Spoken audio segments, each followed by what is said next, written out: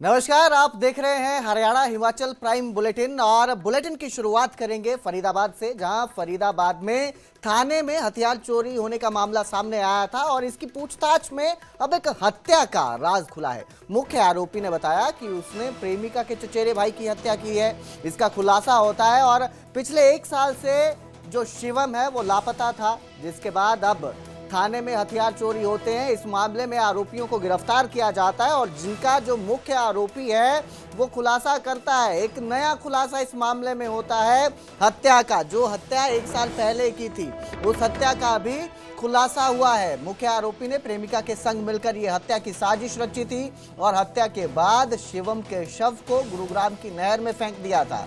अस्थायी तौर पर जो आरोपी है उसका नाम मनु है और वो कंप्यूटर ऑपरेटर के तौर पर थाने में काम करता है, जिसे गिरफ्तार किया गया है। इसके साथ ही पुलिस ने इस पूरे मामले में 2 पुलिसकर्मियों को भी गिरफ्तार किया है। टोटल 3 लोग हैं जिन्हें गिरफ्तार किया गया है। इनसे जब पूछताछ की जा रही थी कि थाने से हथियार कैसे गायब हुए, कहाँ बेचे गए हैं या किसे दिए गए हैं, इसको लेकर जब पूछताछ की जा रही थी तो एक और खुलासा होता है कत्ल का खुलासा, जो मुख्य आरोपी ने किया था। अपनी प्रेमिका के चचेरे भाई की हत्या कर दी थी, उसके शव को नहर में फेंक दिया था, गुरुग्राम की नहर में शव को फेंका था और अभी तक यही माना जा रहा था कि वो लापता है। को गिरफ्तार किया था तो इससे हमने पूछताछ में हमारे एक हत्या के मामले का भी खुलासा हुआ है इससे। बाकी अन्य कोई इसका रिकॉर्ड नहीं है और जो अन्य आरोपी हैं उनके खिलाफ भी कुछ मामले संगीन धाराओं के अंतर्गत दर्ज हैं, जिसका संपूर्ण विवरण अभी मेरे पास उपलब्ध नहीं है। बाकी मामले दर्ज होंगे। हत्या का मामला मोनू के खिलाफ दर्ज हो चुका है। जी बिल्कुल, एक मिसिंग का मामला था। उस मिसिंग के मामले में ये इसी की कॉलोनी का एक लड़का था, वो मिसिंग हुआ था, तो इसमें इसकी संलिप्तता पाई गई थी और जब हमने इसको गिरफ्तार किया था तो इसकी पूछताछ के दौरान इसने कबूल किया था कि उसने उसके कॉलोनी में एक लड़की की हत्या की। इसमें उसको भी हमने गिरफ्तार कर लिया। पीआरओ साहब, एक बात और कि जब उसके खिलाफ हत्या का मामला दर्ज हुआ पड़ा है तो उसको किस शामिल कैसे कर लिया? नहीं, मैं आपको ये बताना चाहूंगा कि जो मामला दर्ज हुआ था वो मिसिंग का, गुमशुदगी का मामला दर्ज हुआ था। उसमें किसी को भी आरोपित नहीं बनाया गया था और वो मिसिंग का मामला था। इसमें बाय नेम कोई भी मामला दर्ज नहीं था और जब इसको हमने इस मामले में अरेस्ट किया था, इसे पूछताछ की, तो इस पूछताछ में खुलासा हुआ था कि इसने इस वारदात को अंजाम दिया था। ठीक है, थैंक यू। अनिल राठी फरीदाबाद से फोन लाइन पर हमारे साथ जुड़े हैं। अनिल, एक मामला हथियार गायब होने का, वो भी थाने के मालखाने से, और अब खुलासा होता है कि आरोपी ने हत्या की वारदात को भी अंजाम दिया था। क्या अपडेट इसको लेकर, और इसके साथ ही जो हथियार चोरी हुए हैं वहां उस मामले को लेकर पूछताछ कहां तक पहुंची है?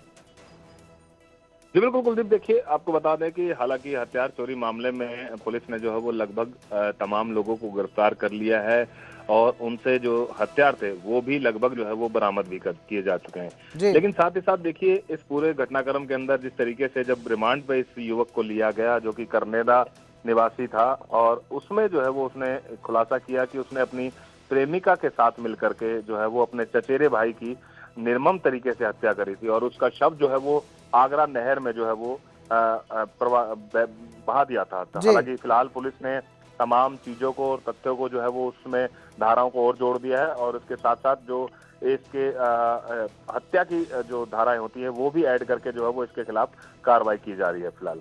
जी बिल्कुल, बहुत बहुत शुक्रिया इस तमाम जानकारी के लिए अनिल। तो फिलहाल जो है आरोपी के ऊपर हत्या का मामला दर्ज करके आगे की कार्रवाई की जा रही है। तो उधर हिसार में लिव इन पार्टनर की चाकू मारकर हत्या की खौफनाक वारदात सामने आई है। महिला के गले में, पेट में और पीठ पर चाकू से कई वार किए गए हैं। हत्या के बाद आरोपी खुद पुलिस स्टेशन पहुंचता है, पुलिस चौकी पहुंचा।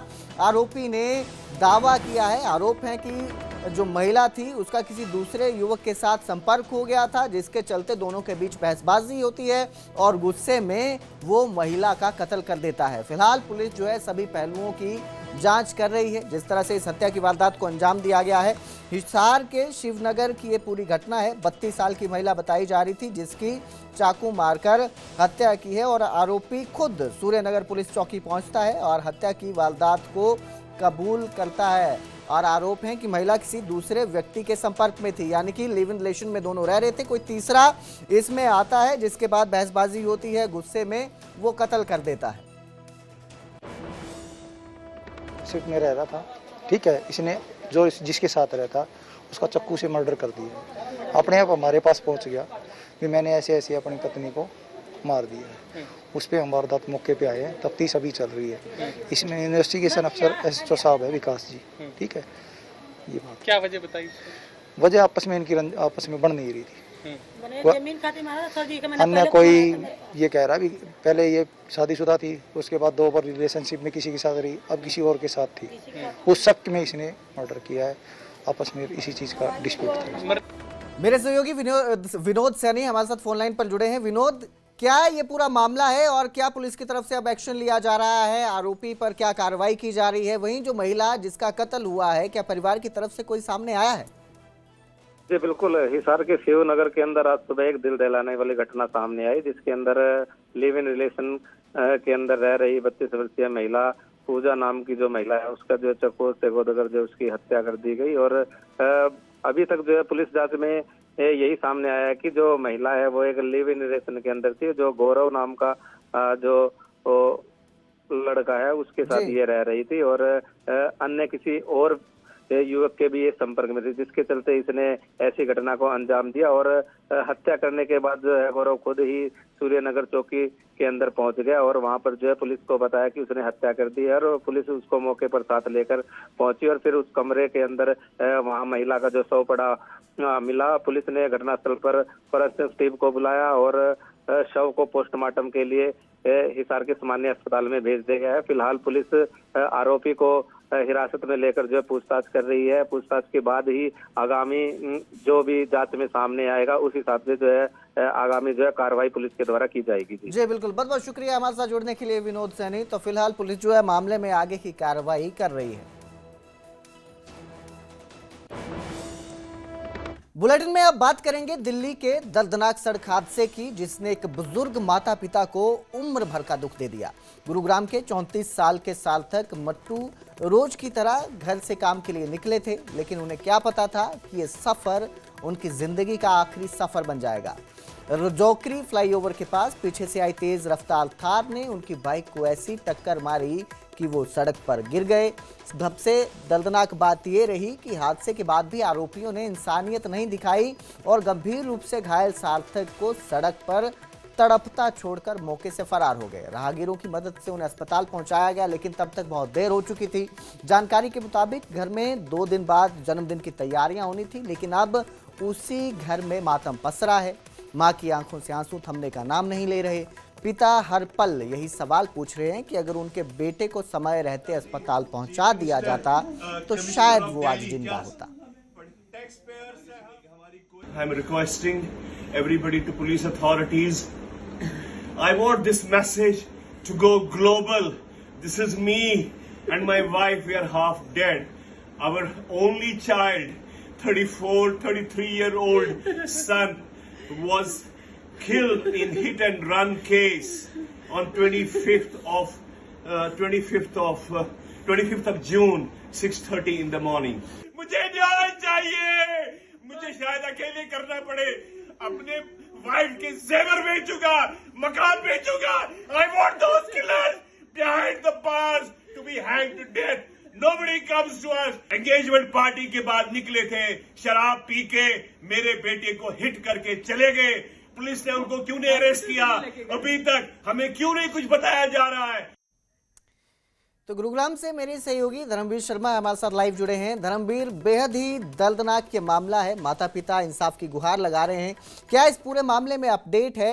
क्योंकि जिस तरह से वो कह रहे हैं कि जो आरोपी हैं वो सलाखों के पीछे होने चाहिए और जहां तक जानकारी सामने आई है उन्हें गिरफ्तार भी कर लिया गया था।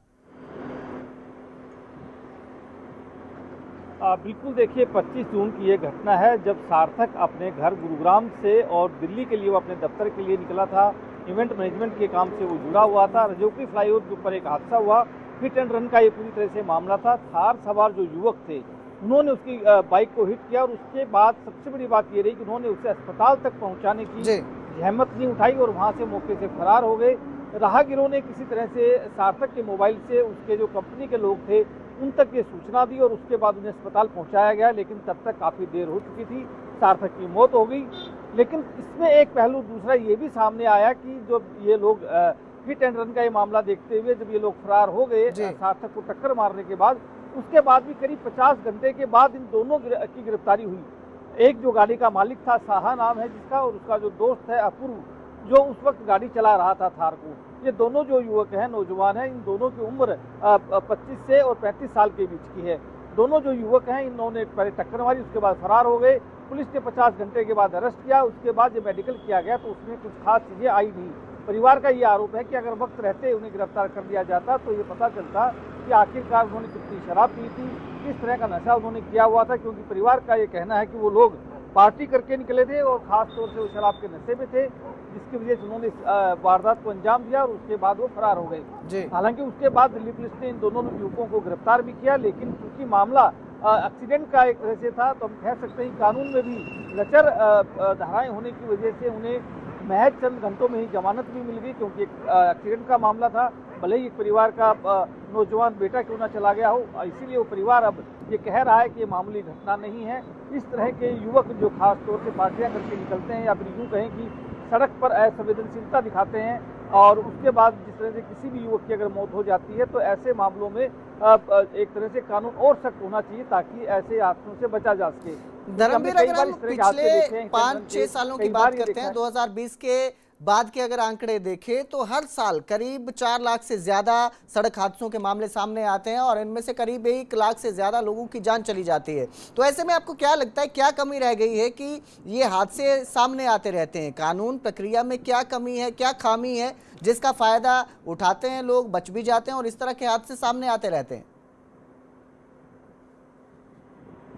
बिल्कुल, देखिए, अगर NHAI के आंकड़ों के ऊपर नजर डालें तो हर साल भारत में कम से कम 4.5 से 5 लाख सड़क हादसे होते हैं, जिसमें करीब 2.25 लाख जो लोग हैं उनकी जान चली जाती है। और इसमें जान गंवाने वाले सबसे ज़्यादा जो संख्या है जिन लोगों की है वो या तो दुपहिया वाहन चालक है, या साइकिल पर चलने वाले लोग हैं, या फिर पैदल चलने वाले लोग हैं। सबसे बड़ी बात यह कि जो आदमी गाड़ी में चल रहा है उसे कम से कम ये ध्यान रखना चाहिए कि जो लोग पैदल चल रहे हैं या फिर साइकिल मोटरसाइकिल पर चल रहे हैं उनकी सुरक्षा भी उतनी ही जरूरी है जितनी ये कार में चलने वाले युवक की सुरक्षा जरूरी है। तो अगर इन सब चीज़ों का ध्यान रखा जाए तो जाहिर सी बात है कि इन हादसों से बचा भी जा सकता है।